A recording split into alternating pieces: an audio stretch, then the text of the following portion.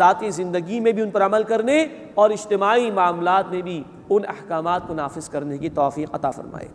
اس کے بعد اور ہدایات دی جا رہی ہیں اہل کتاب کے ضمن میں۔ مسلمانوں کو کہا جا رہا ہے کہ تمہاری دلی دوستیاں مسلمانوں کے ساتھ ہی ہو سکتی ہیں، تمہارے لیے جائز نہیں ہے کہ یہود و نصارہ سے دلی ہمدردی والی دوستیاں اختیار کرو۔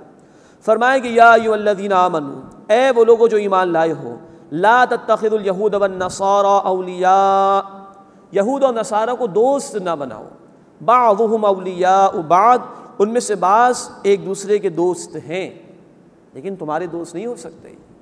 ومن یتولہم منکم، اور تم میں سے جو ان سے دوستی اختیار کرے گا، فإنہ منہم، وہ انہی میں شمار ہوگا۔ ان اللہ لا یہدی القوم الظالمین، بے شک اللہ تعالیٰ ظالمین کی قوم کو ہدایت نہیں دیا کرتا۔ یہ بالکل واضح آیت ہے اللہ تعالیٰ کی۔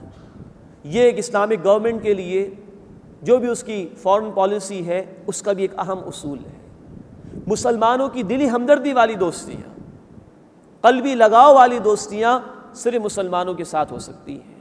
غیر مسلموں سے اس سے سلوک کرنے کی تلقین ہے، ان کو دین کی طرف بلانا ہے تو افہام و تفہیم کے لیے اچھا سلوک کیا جائے، تجارت بھی کی جا سکتی ہے، لیکن قلبی لگاؤ والی دوستی جس میں انسان اپنا راز بھی دوسرے کے ساتھ شیئر کرتا ہے، دوسرے سے اپنے معاملات کے اندر مشورے بھی لیتا ہے، اپنے منصوبے سے بھی ان کو آگاہ کرتا ہے، ایسی دوستی مسلمانوں کے لیے صرف جائز ہے کہ وہ مسلمانوں سے کر سکتے ہیں، کفار سے نہیں کر سکتے۔ یہاں یہود و نصارہ سے اس قسم کی دوستی کی ممانعت کی گئی۔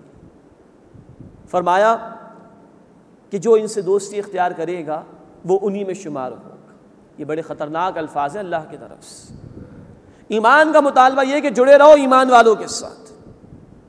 اور آگے چل کر ہم دیکھیں گے اسی سورہ مبارکہ آیت نمبر 81 میں، اسی سورہ مبارکہ میں آیت نمبر 81 میں بتایا جا رہا ہے کہ اگر اللہ پر ایمان ہو تو کافروں سے دوستیاں نہیں ہو سکتی۔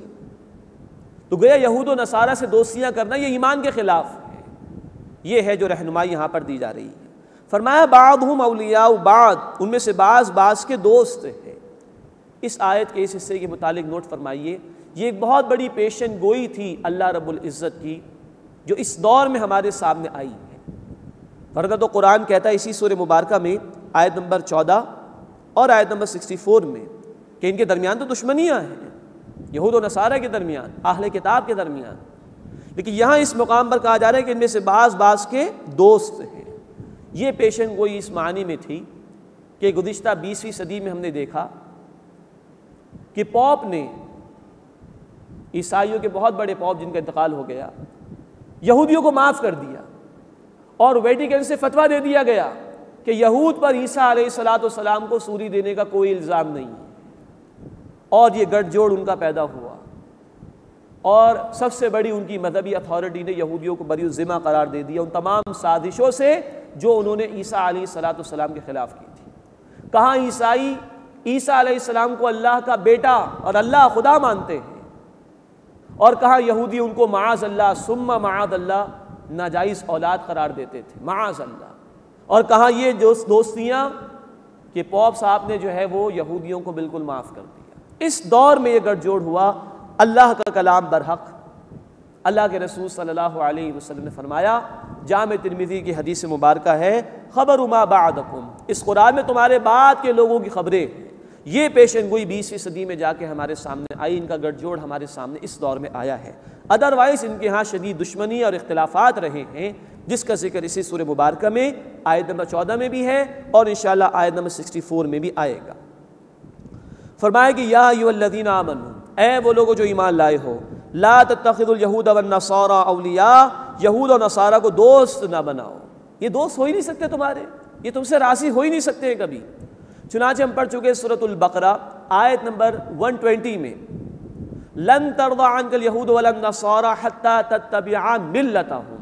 اے نبی صلی اللہ علیہ وسلم، اور آپ کے ذریعے سے مسلمانوں کو کہا جا رہا ہے، یہ یہود و نصارہ تم سے کبھی بھی راضی نہیں ہوں گے جب تک کہ تم ان کی ملت کی، ان کے دین کی پیروی نہ کرو۔ تو ان کی دوستیاں درست نہیں ہیں۔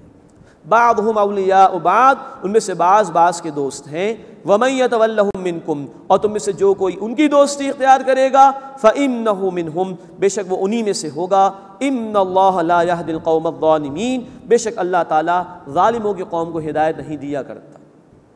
اس کے بعد یہ بات بیان کی جا رہی ہے کہ اس دور میں منافق تھے جو مسلمانوں کو چھوڑ کر یہود و نصارہ سے دوستیاں اختیار کرتے تھے تاکہ اپنے مفادات کو محفوظ رکھ سکیں۔ یہ آیات وہ آیات ہیں کہ جو قرآن حکیم کا زندہ اور جیتا جاگتا معجزہ ہمارے سامنے پیش کرتی ہیں۔ آج بھی وہ دور ہے، بعض لوگ وہ ہیں کہ جن کو اپنے مفادات زیادہ عزیز ہوتے ہیں، وہ مسلمانوں کو چھوڑ کر غیروں کو، یہود و نصارہ کو ترجیح دیتے ہیں۔ اس دور میں بھی کچھ ایسے لوگ تھے، قرآن نے کہا فَتَرَى الَّذِينَ فِي قُلُوبِهِم مَرَضٌ، بس اے نبی صلی اللہ علیہ وسلم آپ دیکھیں گے کہ جن لوگوں کے دلوں میں روگ یعنی بیماری ہے نفاق کی، یُسَارِعُونَ فِيهِم، وہ انہی میں دوڑتے چلے جاتے ہیں، انہی سے تعلقات قائم کرتے ہیں، یقولون کہتے ہیں نخشى ان تصیبنا دائرہ، ہمیں ڈر ہے کہ ہم پر گردش زمانہ نہ آ جائے، فعسى اللہ ان یأتی بالفتح، اب اللہ کا تبصرہ ہے تو قریب ہے کہ اللہ فتح لے آئے، او امر من عنده، یا اپنے پاس سے کوئی حکم لے آئے ان کو برباد کرنے کا، ان کو مٹانے کا، فیصبحوا علی ما اسروا فی انفسہم نادمین، تو وہ اپنے دلوں میں جو کچھ چھپاتے تھے اس پر پچھتاتے رہ جائیں گے۔ یہ کہا جا رہا ہے منافقین سے کہ تم جو ان سے دوستی اختیار کر رہے ہو اور سمجھ رہے ہو کہ تمہارے مفادات محفوظ ہو جائیں گے، تو ممکن ہے اللہ مسلمانوں کو فتح عطا فرما دے اور یہود و نصارہ مغلوب ہو جائیں، جیسا کہ ہوا آگے چل کر، یا اللہ تعالیٰ کوئی اور فیصلہ فرما دے یہود و نصارہ کے حوالے سے، تو تمہارے ہاتھ پلے کچھ نہیں پڑے گا، تمہیں کچھ بھی حاصل نہیں ہو سکے گا۔ گویا تلقین یہ کی جا رہی ہے کہ ایمان والوں کی توقعات اللہ سے وابستہ ہوتی ہیں، وہ اپنے دنیا کے مفادات کو بچانے کے لیے اپنے ایمان کا سودا نہیں کرتے ہیں، اپنا ایمان بیچتے نہیں ہیں۔ آج مسلمانوں کی عظیم اکثریت کا حال یہ ہے کہ انہیں مغربی تہذیب زیادہ پسند ہو گئی ہے۔ یہود و نصارہ کی کوششیں جو وہ کر رہے ہیں مسلمانوں کو ان کے دین سے دور کرنے کے لیے، آج وہ بظاہر احوال کامیاب ہوتی ہوئی دکھائی دے رہی ہیں۔ وضع میں تم ہو نصارہ تو تمدن میں ہنود، یہ ہیں وہ مسلمان جنہیں دیکھ کر شرمائیں یہود۔ آج ہماری معاشرت، آج ہمارا رہن سہن، آج ہماری گیدرنگز بتا رہی کہ آج ہمارے عوام الناس کی عظیم اکثریت نے ان کی جو بھی سویلائزیشن ہے، جو بھی ان کی معاشرت اس کو اختیار کر لیا۔ اور مسلمانوں کے حکمرانوں کی سطح پر جا کر دیکھیں تو وہ اسی میں عافیت سمجھ رہے ہیں آج کہ یہودیوں یا نصرانیوں ان کی آشیرواد ہمیں حاصل ہو جائے تاکہ ہماری کرسی، ہمارے مفادات محفوظ ہو جائے۔